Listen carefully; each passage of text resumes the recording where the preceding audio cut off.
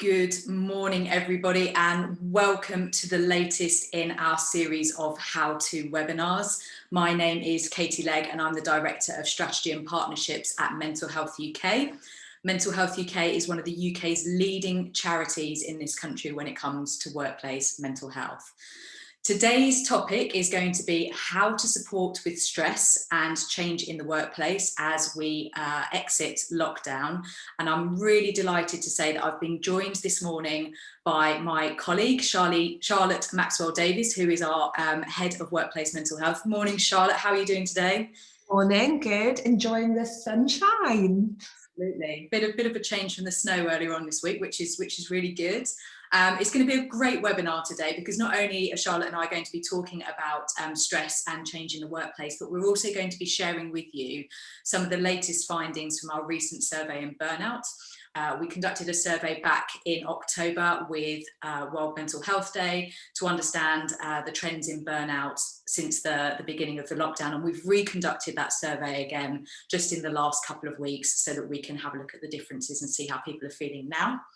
So we are recording today's session and we will send that through to you a little bit later on today to give you the opportunity to watch back and to listen to some of the things that Charlotte has to say again.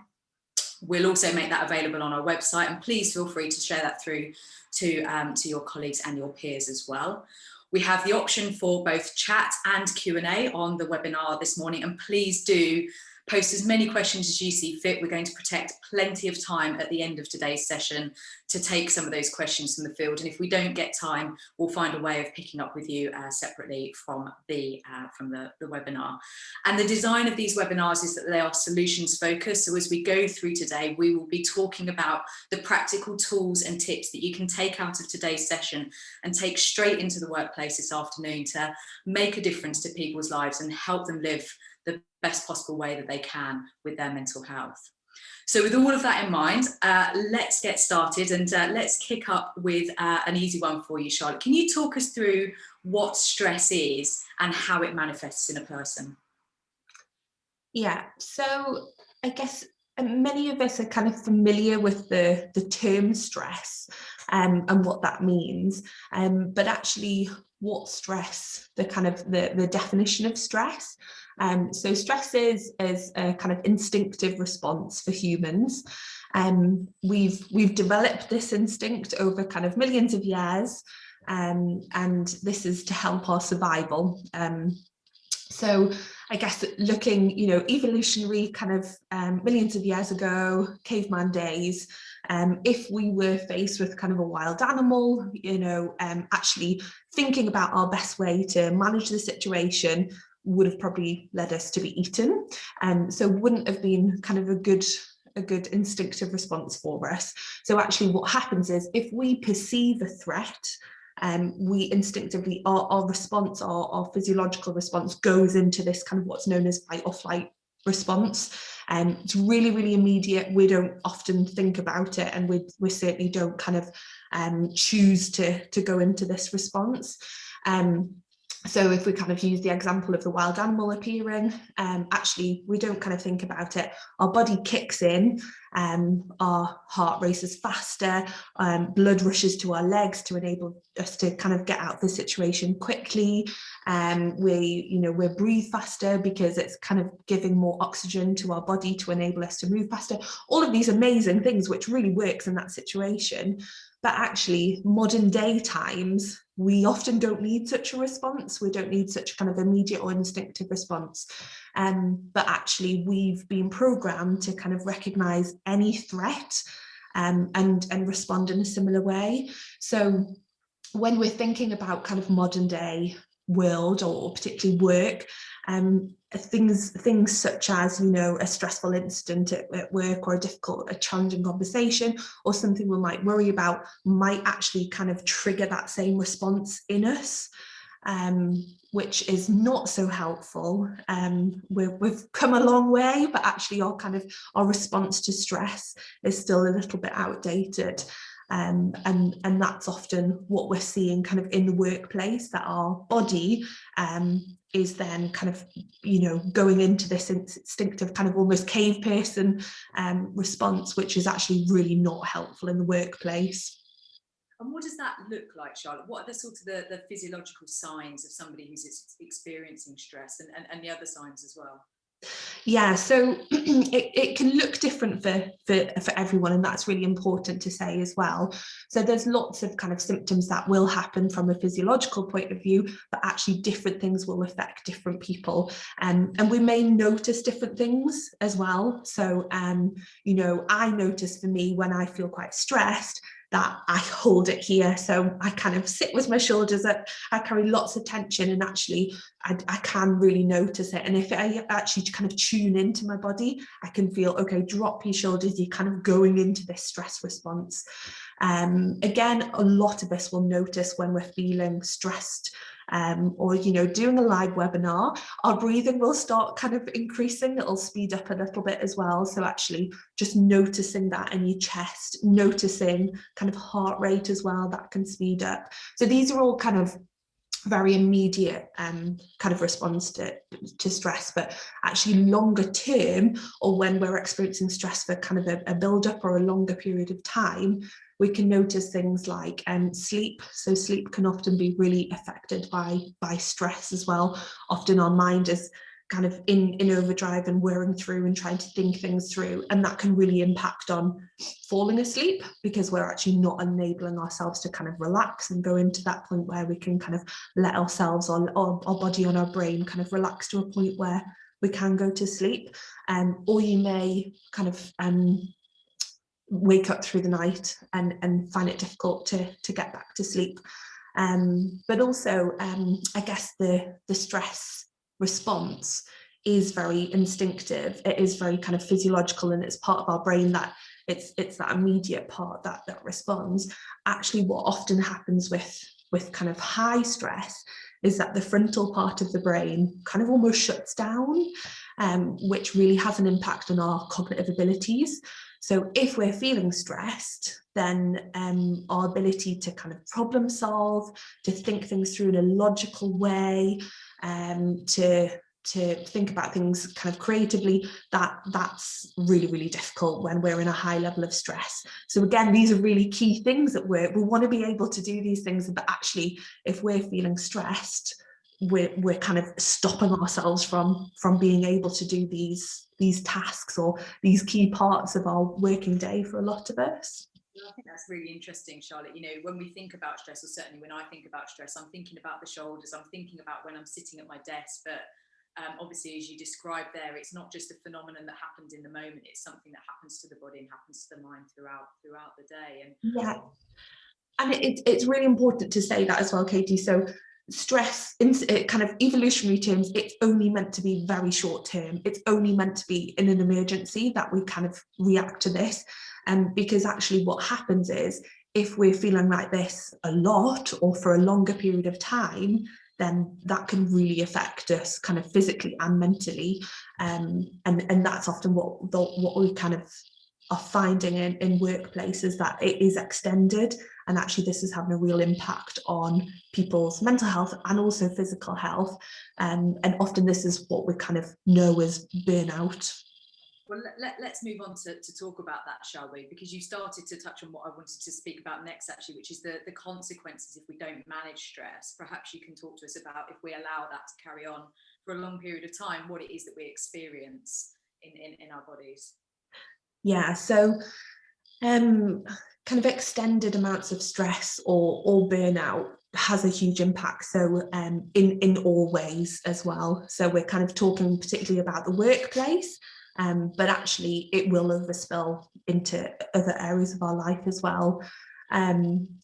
Often workplace stress or workplace burnout it will obviously affect kind of your ability to work, and even if, I guess, people sometimes think, you know, taking time off at work, that's kind of a real issue, kind of really tangible kind of issue that'll kind of really impact the business. But Also, we kind of know what's known as presenteeism can massively impact the workplace as well. So if people are feeling burnt out, if they're really struggling, you know, we've talked about the kind of cognitive abilities.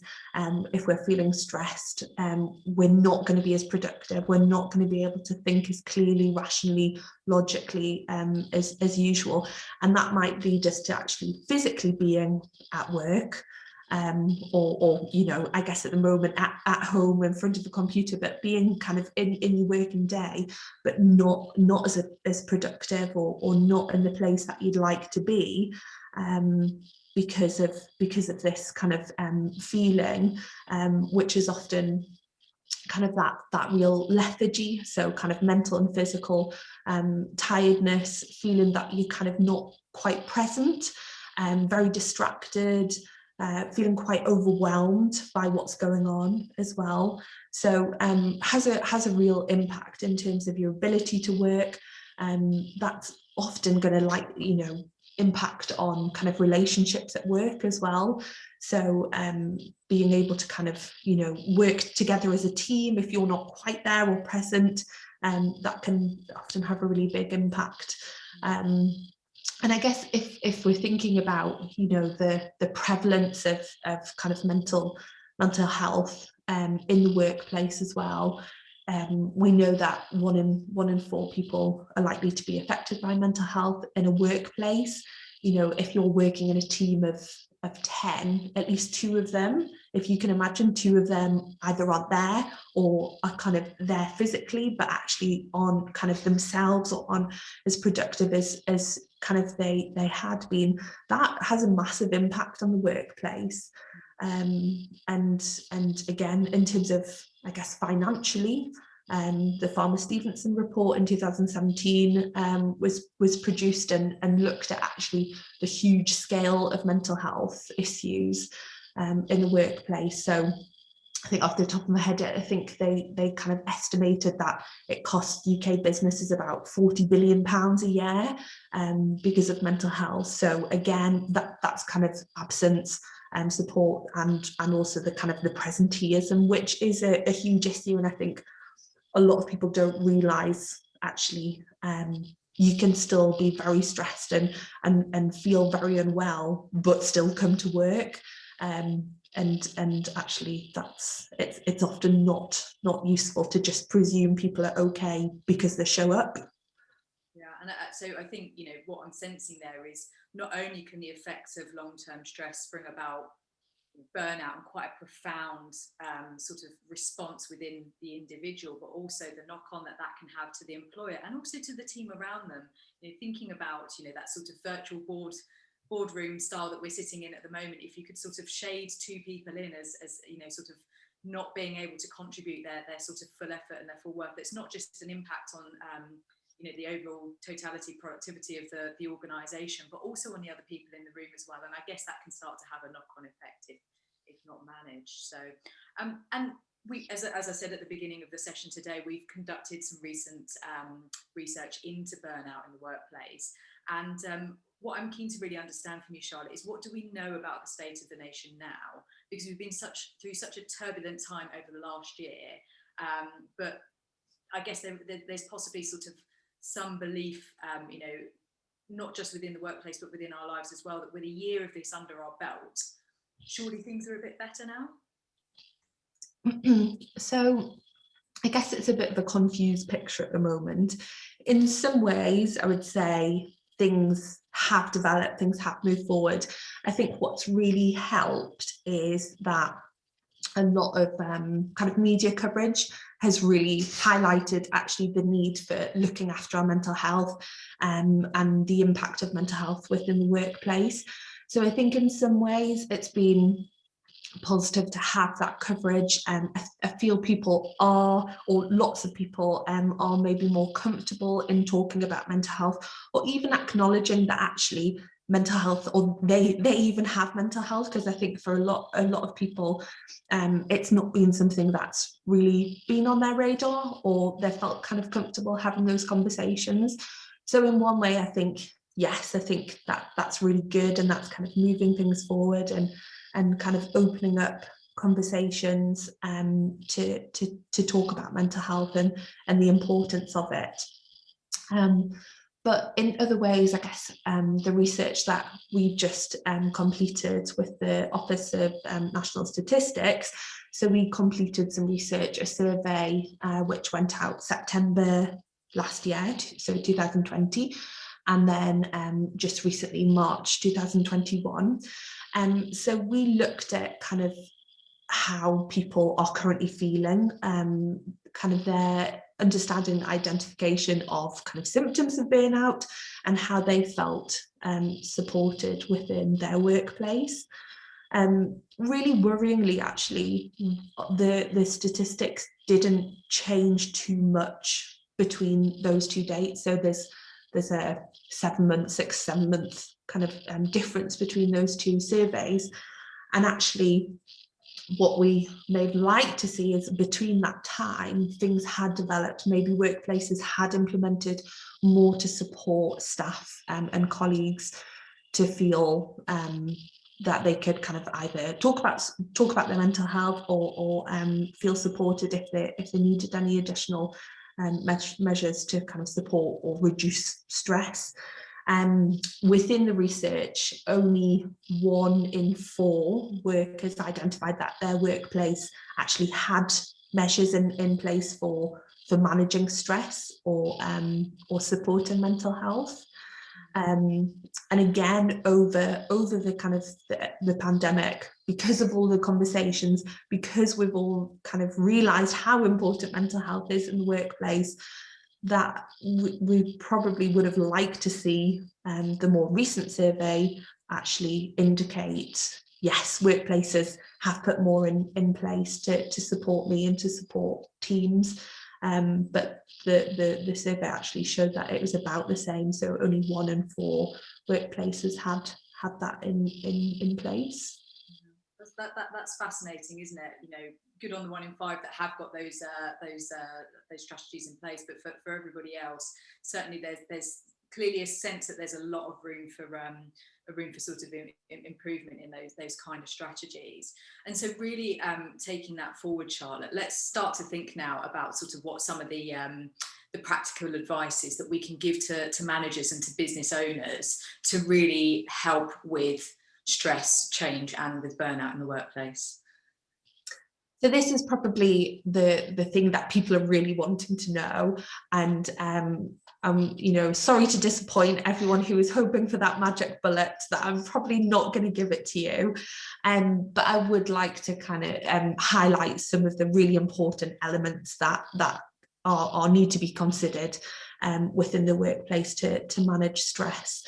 So I think probably foremost, I want to say, remember that we are all humans in the workplace. And I think sometimes within a workplace, within cultures, we can sometimes forget that a little bit.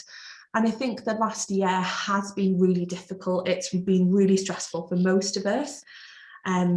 So just remembering that we are all different, we all experience things differently. So actually within a workplace, you know, often we don't kind of choose our colleagues. We're kind of almost bundled together as a kind of a team, and actually people will be in very, very different places at the moment in terms of their experience of the last year and where they are in terms of you know, their working life at the moment too.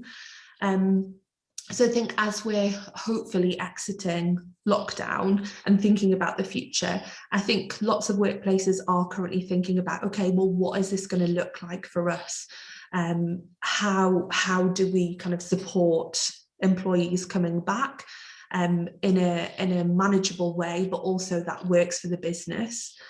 My advice would be to really talk to people and really listen as well. So I think, you know, lots of kind of organizations have done focus groups or consultations or surveys, and I think this can be a really, really good starting point to just listen to actually what's going on, and to hear what employees are wanting or feeling anxious about as well.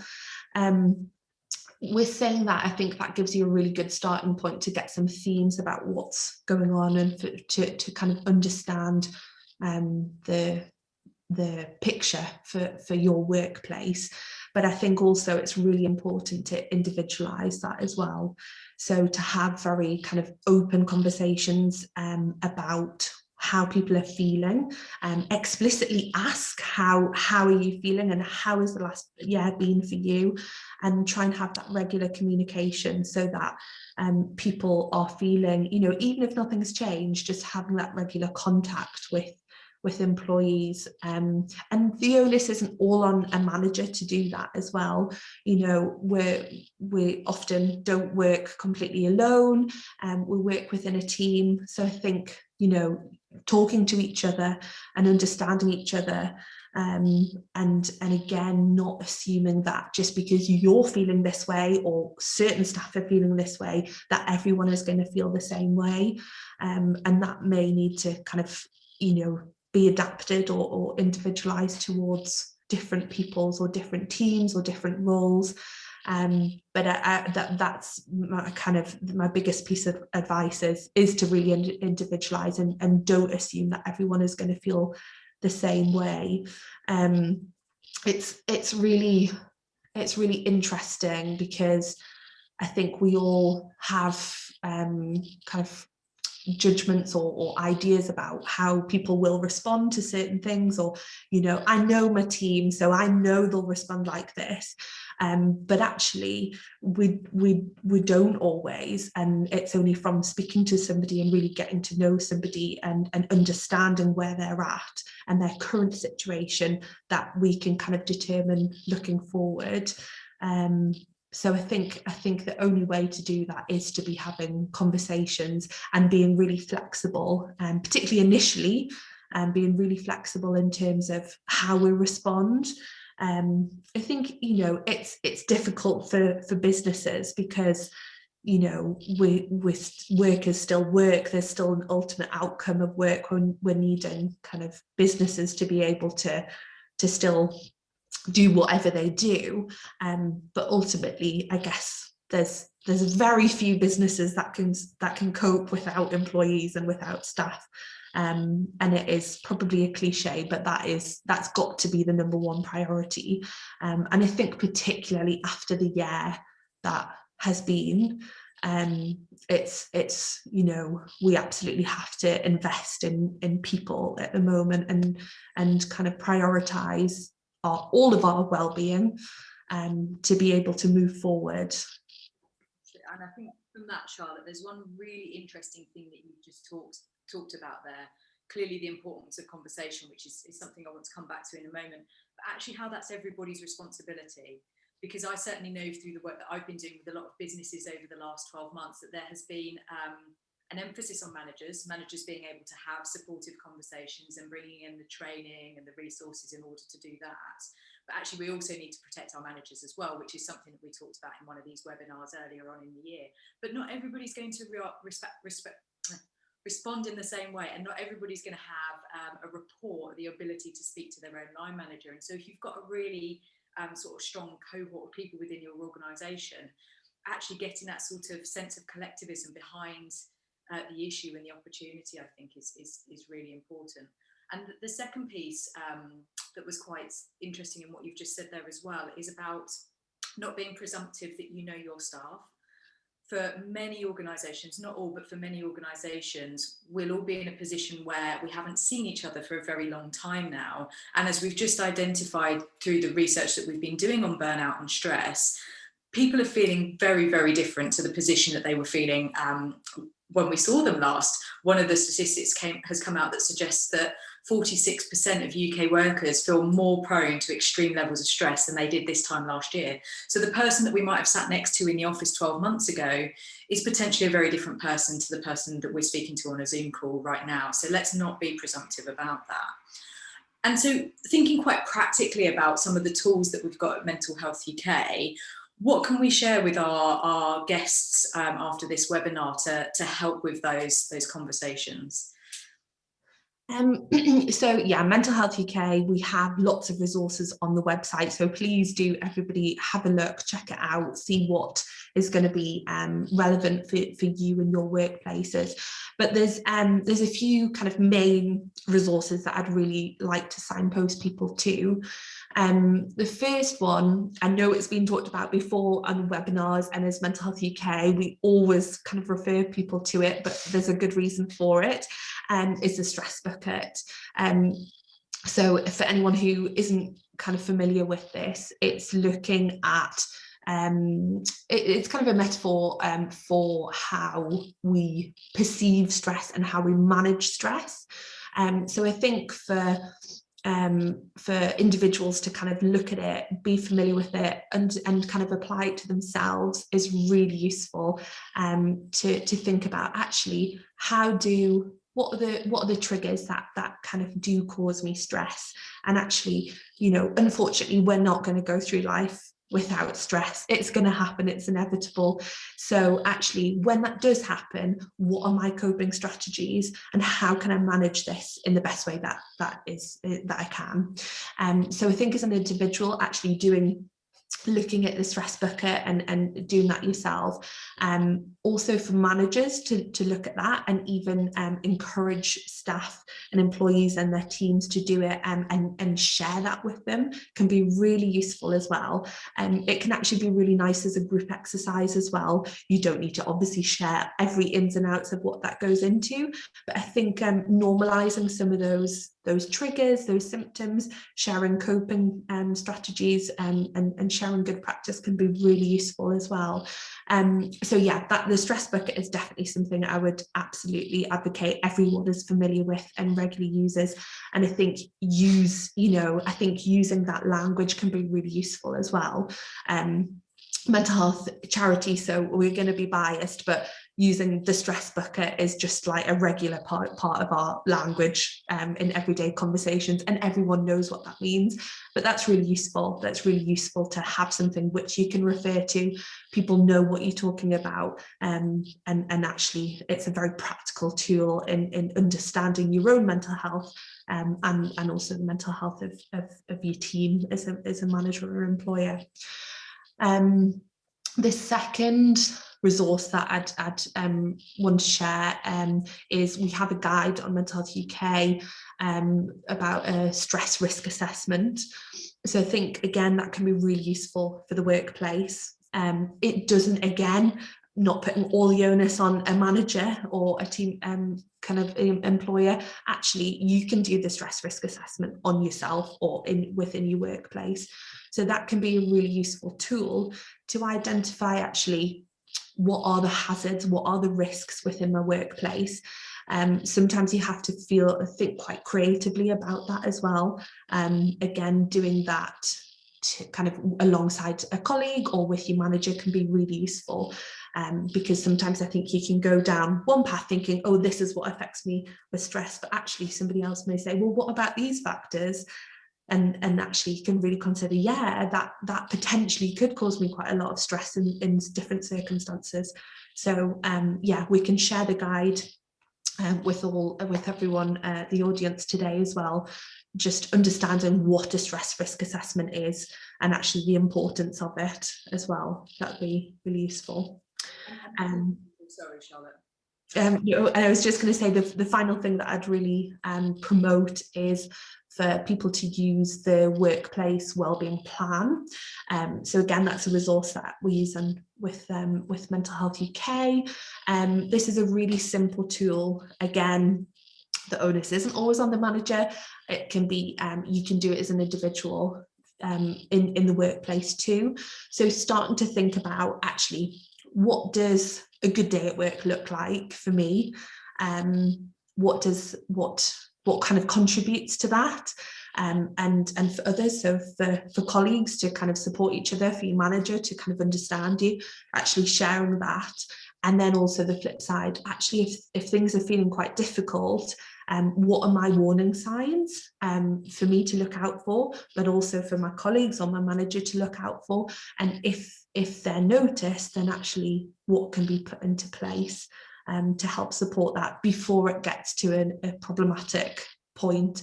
And I always say this, you know, prevention is always better than a cure. We want to kind of get in first before things are problematic. So again, the Wellbeing Workplace Plan is a really proactive approach to actually thinking about, yes, I want to manage stress levels, I want good wellbeing at work. But if kind of things are feeling challenging or difficult, how can I avoid it getting progressively worse? And just to say to everybody who's on the webinar at the moment that we will send out a link both to this webinar and to the resources that Charlotte's talking about afterwards. And I think one thing, having used some of these resources myself before, is just to add that they are a guide. When I hear the words risk assessment, I start to think about an extensively long document that requires every single element of it to be filled in order for it to work. But it's important to stress when you do see it, it's a guide. It's got lots of useful things in there, but it's up to you really to sort of take the strengths out of it and really sort of you know, put them into practice for yourself. There's just one more question from me before I'm going to pass over to the questions that we've had through from some of our guests today, Charlotte, and please do continue to send them through. We've protected plenty of time for them this morning. And that's about the organisations who are a little bit more uncertain about their future. Obviously, we're hoping and expecting to see that the lift out of lockdown is going to bring a lot of positivity to people both in the workplace and outside of the workplace as well. But for some organisations, the future is still going to be a little bit more unclear. And what advice would you give to managers or business owners in those situations where they genuinely can't give the confidence of security that they might want to, but still really want to have those conversations with their team? Yeah, I think that's a really realistic kind of question at this point in time, and unfortunately I think there will be lots of workplaces that find themselves in that position. I think I'd say my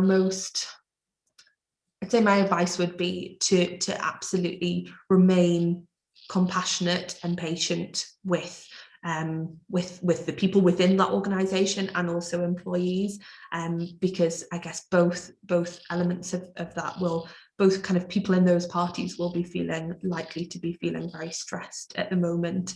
As humans, we don't really like uncertainty, and I think the last year has really proven that the uncertainty is a really horrible feeling and often really anxiety provoking, and for businesses in that position, they'll be feeling really anxious and really uncertain, and then that translates to employees and staff.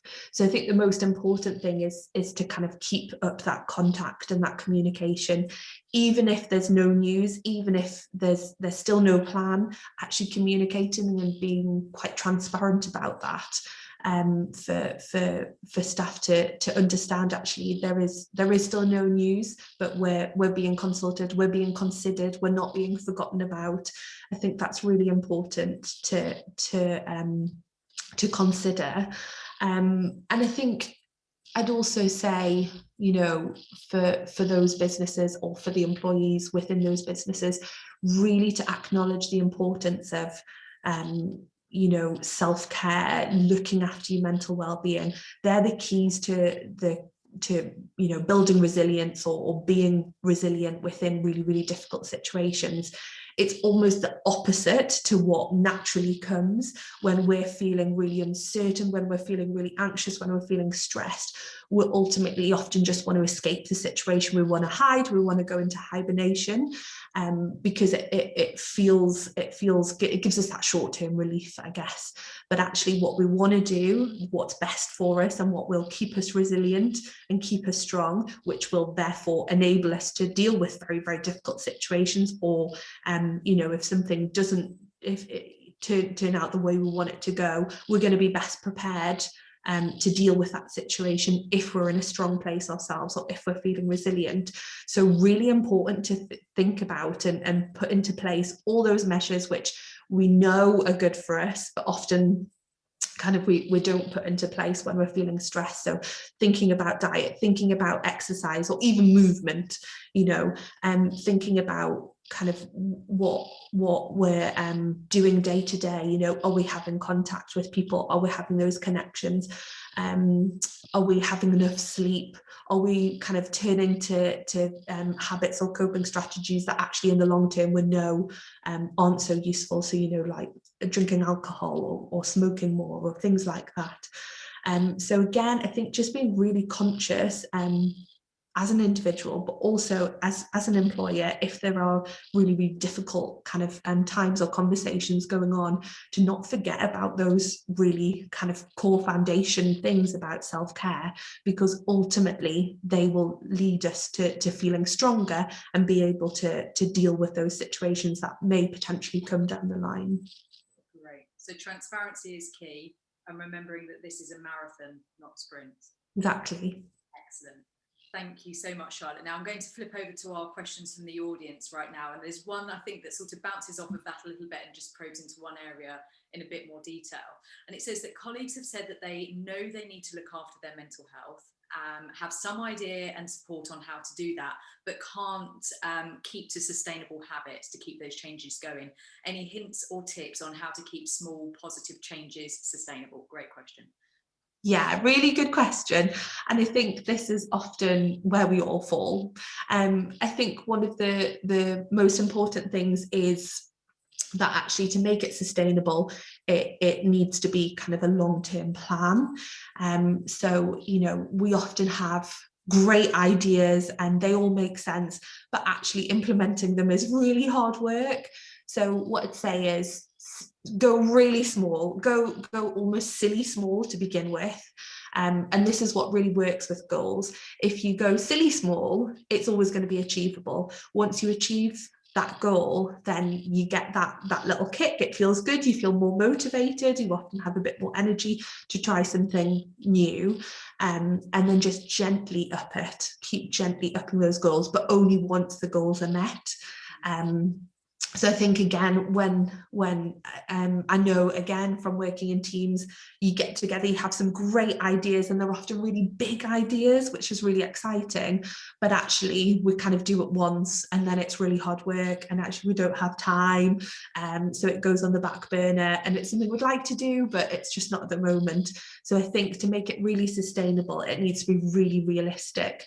And if you can make it into a SMART goal, so people may be familiar, again, we can send resources to look at SMART goals, but that can often be really useful as well. So specific, measurable, achievable, realistic, and with a time scale, they're great. You know, if you can make it into a SMART goal, and often that's a lot more achievable in the long term, and people are more likely to stick with it. Another useful tip is if you can match a habit with something that you already do, that can be really useful too. So I'm thinking of an example off the top of my head. So say, I don't know, that you kind of wanted to, as a team, you wanted to make sure that everyone had a bit of exercise or had 20 minutes of fresh air and movement every day. But actually at the start, that was a great idea and was really easy and people were motivated. But as the time went on, people kind of had Zooms meetings and kind of, you know, had to pick up the kids, and it kind of all got you know, sidetracked. If you can match that goal with something, a kind of already a current habit, or a current kind of schedule. So if you always have a team meeting at a certain time of day, or your lunch hour is at a certain time of day, to match it. So to think about one thing and match it with the other, so they link together. That can be a lot easier to kind of maintain those goals as well. That's great. I really like that tip. That's nice and practical, and also just be kind to yourself, right? Nobody's going to get everything right every single time. You know, we're not robots, we're human beings. Lots of questions now, which is fantastic. The next one is being newly appointed to the role of wellbeing manager. How am I best off approaching staff to start this conversation going, especially as I'm still getting to know them in the first place? Yeah. Oh, well, firstly, amazing that you have a wellbeing manager within your organisation. So that's really, really positive, and really exciting role. What I'd say is initial stages, as you're getting to know people, open it up. So just listen, you know, if you can kind of create almost a focus group, if you can kind of collectively acknowledge or identify the people who have a real passion and well-being, because there absolutely will be them within your workplace, get them involved and have kind of a focus group. Think about, you know, just what's going on, what's working well, what's not working so well, what are the main kind of areas, you know, hazards, I guess, in terms of poor mental health or affecting mental health, and just thinking about some of the ideas that people may have. So I'd say just really open that up, and if you can get a kind of a focus group, or a team that's really interested in well-being, you're absolutely onto a winner. Great. I've got a couple of questions here which I'm going to try and merge together, but it's mostly about returning to office spaces and new office spaces. In essence, what can okay, so one's come from the point of view of an employee. What can I ask my employer to do to prepare us for a possible return to the workplace? And let me just check the other one as well. Yeah, and then the second question about it is, you know, the adaptation to working from home more permanently. So it's about that change of sort of physical environment. What can employees push up to their employers to ask them to do, and how can employers help with that transition? So I'd say for employees to speak to their managers about things as well. Again, I don't want to put all the onus on managers or employers to be taking all that responsibility for that transition, because it absolutely will be a transition. So I think if employees, they will have some thoughts on it. So actually being really vocal in how they're feeling and what's going on, and how other colleagues may feel about it as well. Having those conversations with managers is really important, because again, there's no, not that I'm aware of, there's no textbook for coming out of COVID lockdown into the workplace. It's all new, and managers and employers will be feeling that too, and they will be feeling anxious about actually how best to support staff at this time, as well as actually thinking about their own mental health and their own anxieties about the workplace too. What I would say is really important to realise that it absolutely is a transition. So it shouldn't be, you know, this day we're kind of working from home, these are all this is the schedule, this day we're kind of, everything's back to the old kind of ways of working. Things will have changed, and I think it's really important to be flexible and be adaptive. And also realise that it won't be, again, I was saying before, it's not going to be the same for everybody. I think there's kind of a quote floating about, you know, we're all in the same storm, but we're not in the same boat. People will have very different experiences of the last year, and returning to kind of a physical office space together.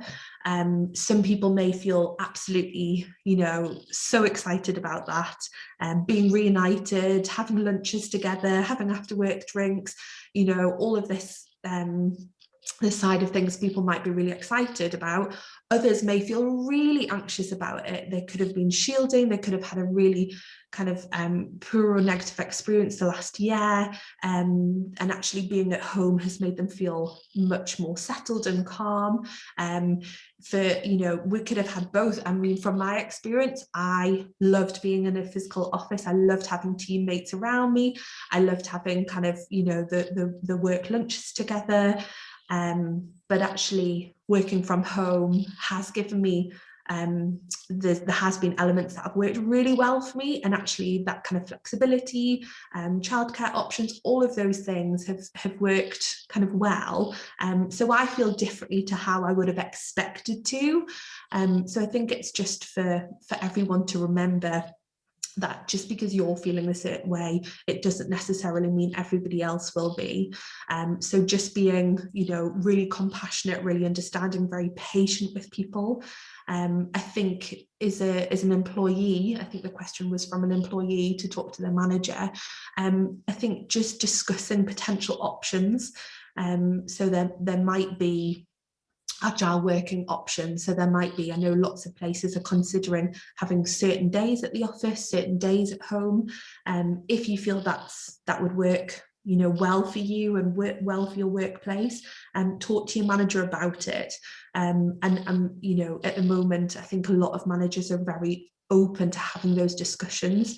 But I think there's sometimes a little bit of anxiety about, I'm waiting to be told, and the manager's waiting to kind of be told about what the plan is too. So I think, again, as a manager and employee, or even as a group, having those conversations, thinking about, you know, actually kind of problem solving together, looking at some potential options, and looking at actually what might work really well for us. You know, knowing our workplace, knowing how things have gone in the last year, what's going to work the best for everybody, and try to come up with something collectively, will probably be really useful too. Right. I really the same way as we were talking earlier on about the importance of managers not losing sight of the fact that their staff might have changed over the last year through the lockdown with the stress that we talked about, but equally for staff to remember that their managers are human too, and equally they might not be thinking quite in the same way as they have done when they've been back together. Yeah. The next question that we've had is about sickness absence. In my organisation, we found that sickness absence has actually reduced over the past year. We're concerned that this is because people are working from home and are not taking a day off sick, although they may be too unwell to work. Do you have any advice as to how we might overcome the issue? So I guess this is coming back to presenteeism here. Yeah, absolutely. Yeah, I think, I mean, there's probably a lot of factors going on there. It could be that actually, if people are working at home, they're managing stress a lot better, and actually it's working for them. Some of those elements that have caused them stress have been taken away, and therefore they're managing better. But again, I guess the question, it sounds like there's some suspicions that actually people may not be in a great place, and actually are just kind of pushing through, when actually that might not be the most useful place for them to be, which is absolutely presenteeism, and is an absolute phenomenon that you know is absolutely real within the workplace.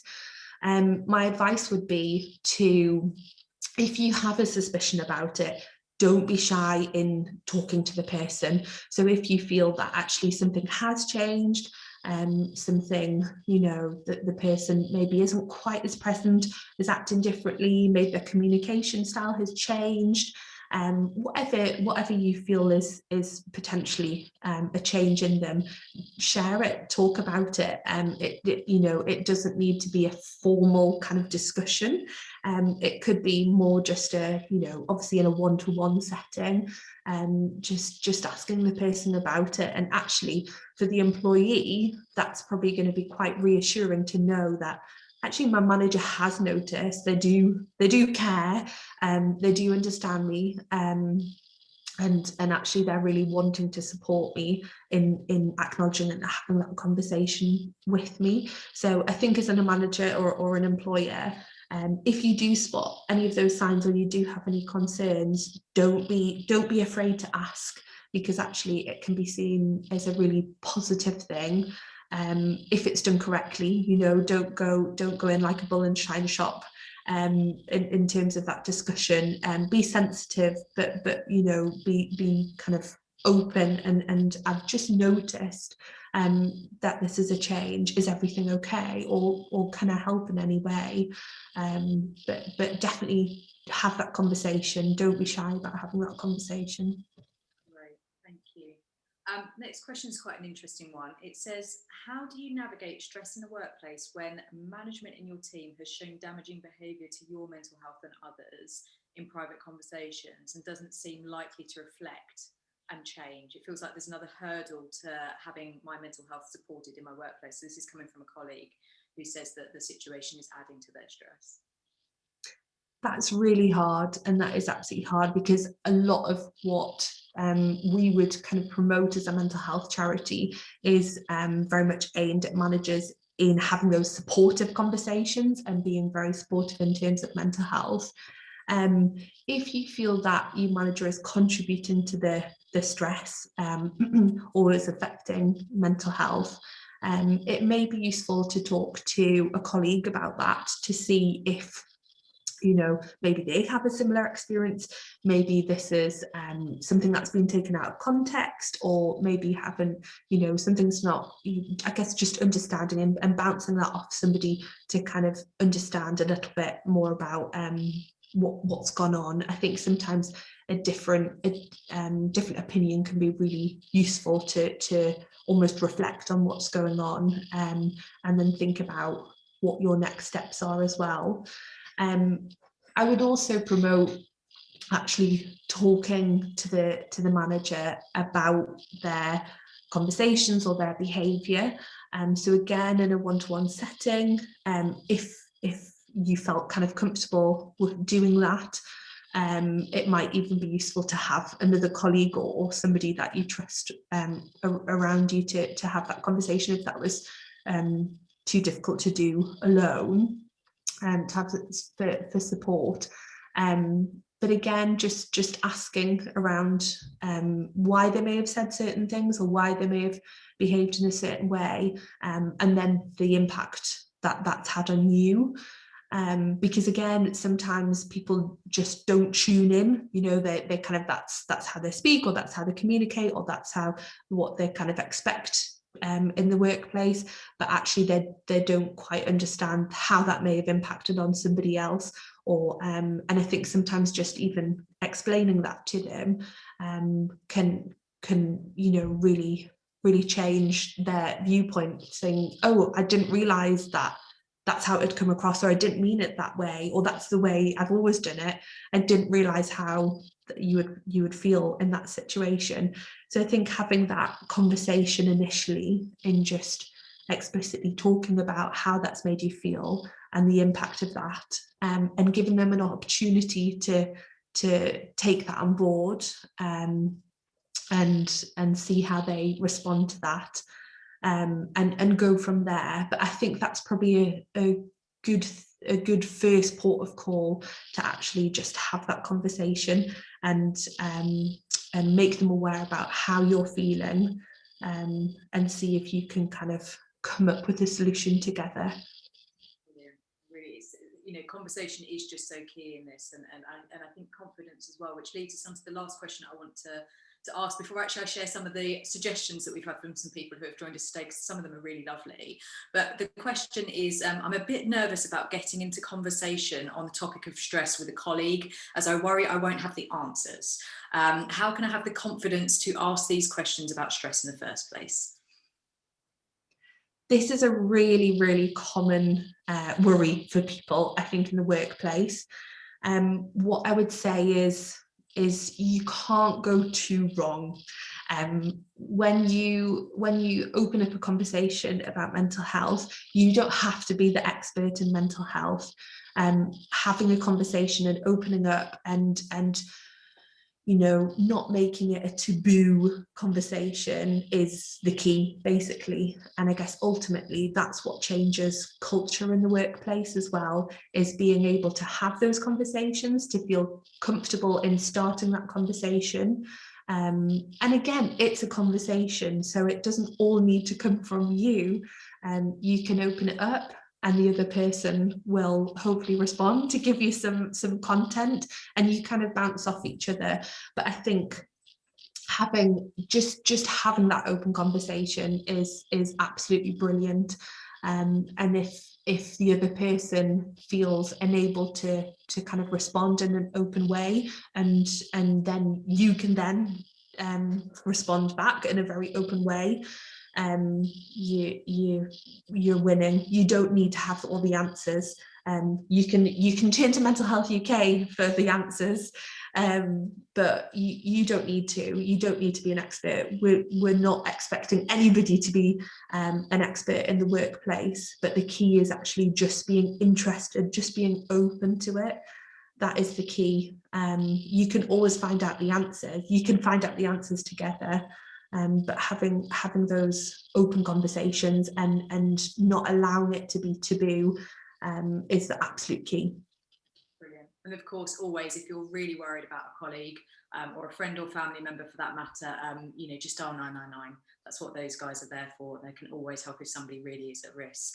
Listen, thank you, Charlotte, for the chat so far. I just want to, as I say, we just had some really lovely comments come through to us today. First one's from Kelly. She says that we are given a free wellness day to take for ourselves to do something that we wanted to do.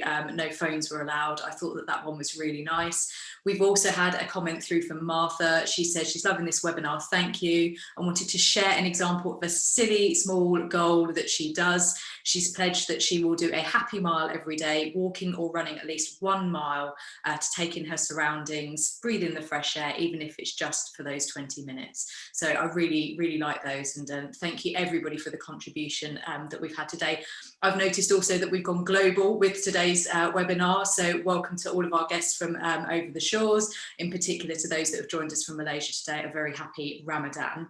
And just to conclude this session, as I say, Charlotte, a huge thank you for your time this afternoon. This webinar will be recorded and it will be sent to everybody who has joined us today, alongside with the links to the research that we've been talking about. That will come through to you as well, and some of the key takeaways that we've had from this session around setting smart goals, supporting with supportive conversations, the stress bucket, stress risk assessment, and the wellbeing action plan as well. Our next webinar is going to be on the 20th of May, which is a Thursday at 10 a.m. So it's just after Mental Health Awareness Week, where we'll be talking about the links between mental health and physical health and how to provide support for the two in the workplace. I'll be talking to Lucy Schonegevel, who is the Associate Director for Policy and Practice at Rethink Mental Illness. So very much look forward to seeing as many of you as possible there. We'll send through the registration link for you at the end of this session as well.